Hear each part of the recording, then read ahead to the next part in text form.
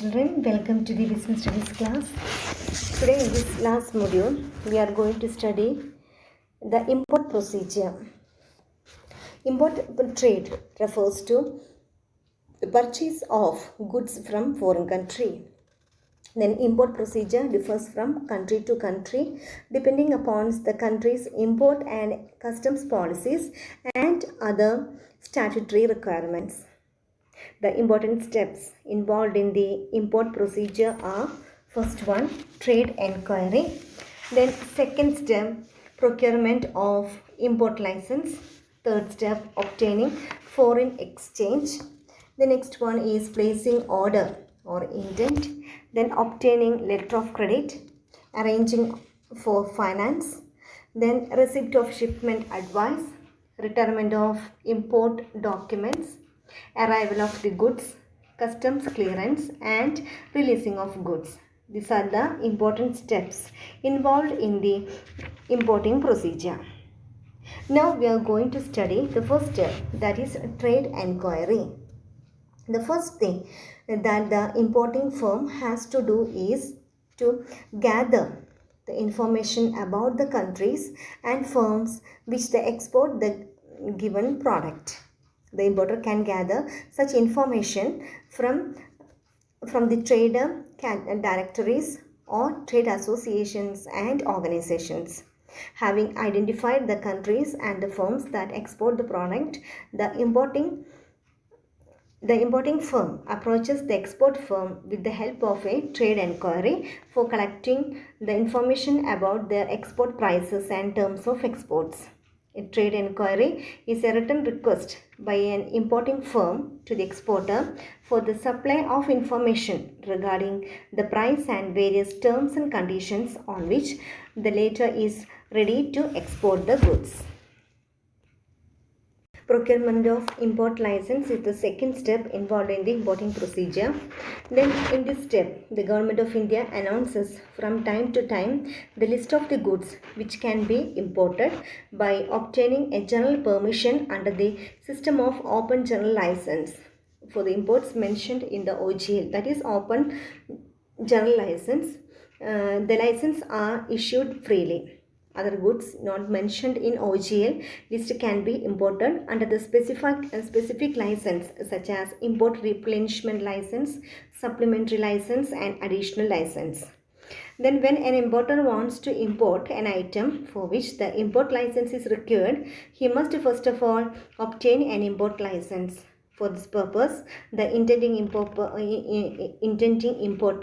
submits an application in the prescribed form to the licensing authority. He must submit the following documents along with the application.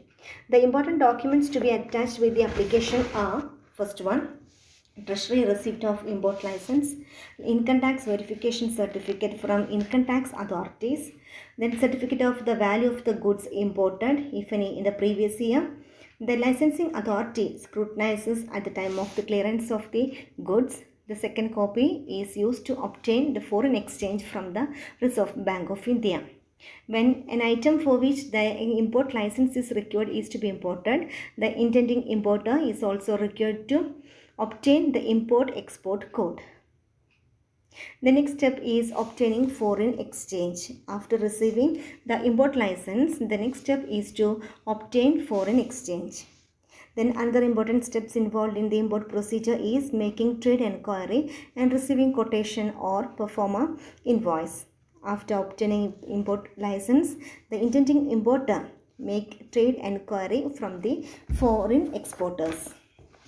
Then third step involved in the import procedure is obtaining foreign exchange. Then the payment of the importer has to be made in foreign currency. The Reserve Bank of India exercises control over the foreign exchange under the Foreign Exchange Management Act, FEMA. Then next step is placing an intent. Now the importer places an intent either directly or through intent houses. An intent means an order sent abroad for the import of goods. An intent house is an important agent which imports the goods on behalf of the importer. The importer contains the instructions as to the quantity, quality, price of the goods, mode of payment or mode of shipment, etc. Then another important point is opening letter of credit, where the importer is required to arrange a letter of credit. The importer instructs his bank to issue a letter of credit in favor of the exporter. A letter of credit is a document under which the issuing bank undertakes to make the payment on behalf of the importer or to the order of the exporter in exchange of the specified documents. Then receiving shipping documents is the another important step involved in the importing procedure. Under this step, the importer receives the shipping documents along with the advice of the shipment of the goods from the exporter. Then another important step is appointing clearing agents.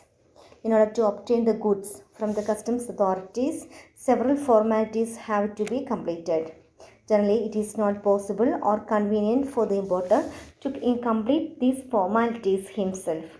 He appoints a clearing agent. The clearing agents are the expert middlemen who perform the customs formalities on behalf of the importers of the commission. Then another important step is formalities by the clearing agent. The clearing agent usually performs the various activities.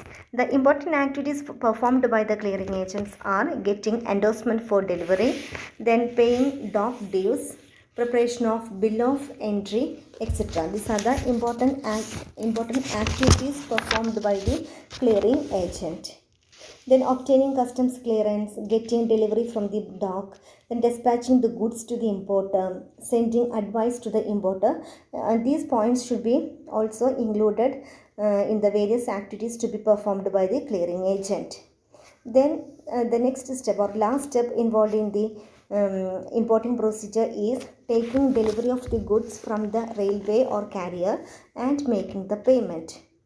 After receiving the advice and railway receipt, that is RR or LR, that is lorry receipt from the clearing agent, the importer takes delivery of the goods from railway or carrier. Then the importer may make the payment in either in the following ways. Either in the case of letter of credit, the importer gets the shipping documents after the payment, and in case of documents against the payment, that's a DP, bill of exchange, the importer gets the shipping documents on making the payments of the bill of exchange. The last one is in the case of documents against the acceptance, that is DA, bill of exchange, the importer gets the shipping documents after accepting the bill of exchange.